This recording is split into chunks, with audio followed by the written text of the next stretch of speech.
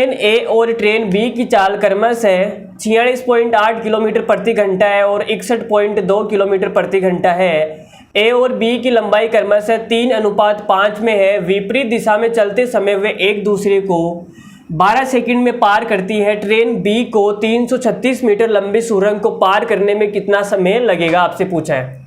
तो निकाल देते हैं। देखो क्या है सवाल में, शुरुआत में क्या बोला है कि ट्रेन ए और ट्रेन बी की चाल इतनी है।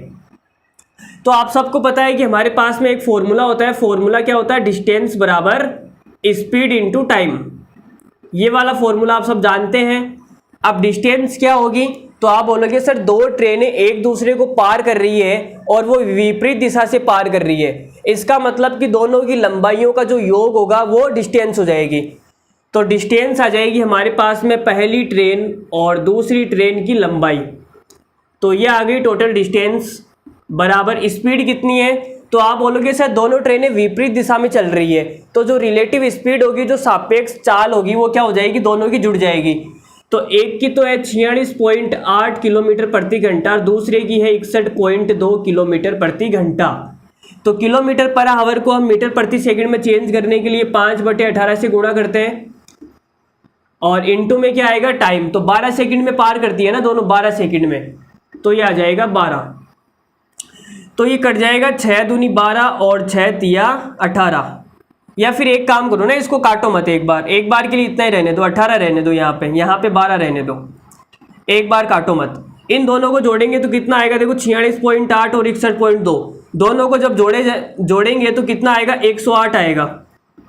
ठीक है, तो ये कट जाएगा 18 एकम 18 और 18 से 108 कटेगा 6 बार, 18 से 108 होता है। अब 6 को 5 से गुणा करेंगे 30 और 30 को 12 से गुणा करेंगे 12 तिया 36, तो ये आ जाएगा 360। कितना आ जाएगा, 360 मीटर। तो जो हमारे पास में टोटल डिस्टेंस है वो कितनी आ गई, 360 मीटर। और ये इन दोनों की लंबाइयों का योग है और इनकी दोनों की लंबाइयों का जो अनुपात है वो आपको दे रखा है 3:5। इसका मतलब 360 मीटर में क्या हो जाएगा, 3:5 में बढ़ जाएगा। तो ये बढ़ जाएगा 3:5। 3 और 5 कितना हो गया, 8। 8 की जो वैल्यू है वो दे रखी है 360 मीटर। तो यहाँ से 1 की वैल्यू कितनी आएगी, 1 की वैल्यू आ जाएगी 45 मीटर। अगर 1 की 45 है तो 3 की कितनी आएगी, 135 मीटर। और 5 की कितनी आ जाएगी, 5 को गुणा करेंगे 45 से, 225 मीटर।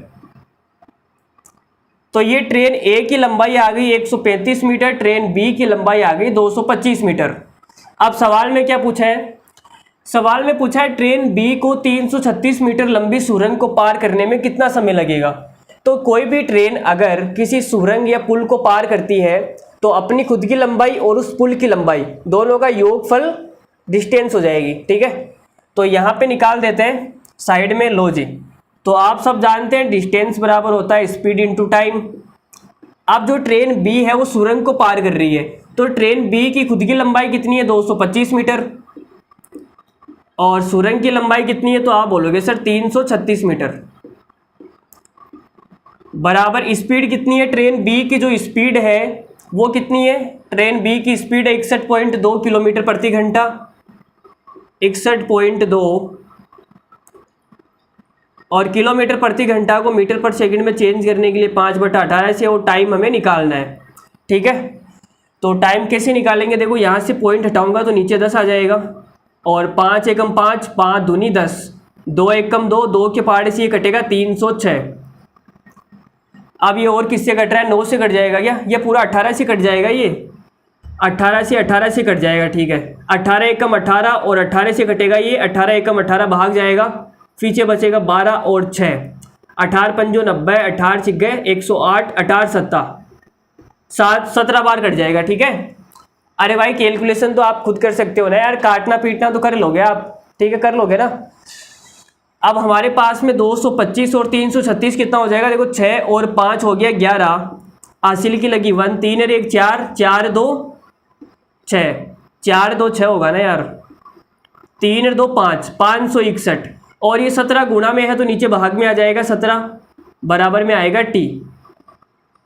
अब 17 का भाग देंगे इसमें तो 70 तिया 51, 5 बचेगा, फिर हासिल का 1 उतारेंगे, 17 तिया 51, तो टी बराबर कितना आ जाएगा 33 सेकंड। तो हमारे पास टी का मान आ गया 33 सेकेंड। इसका मतलब कि जो ट्रेन बी है वो 336 मीटर लंबी सुरंग को पार करने में 33 सेकंड का टाइम लेगी। तो कौन सा आंसर सही है? ऑप्शन नंबर डी हमारा इस सवाल का करेक्ट आंसर है। ऑप्शन नंबर डी जो है इस सवाल का क्या है? बिल्कुल करेक्ट आंसर।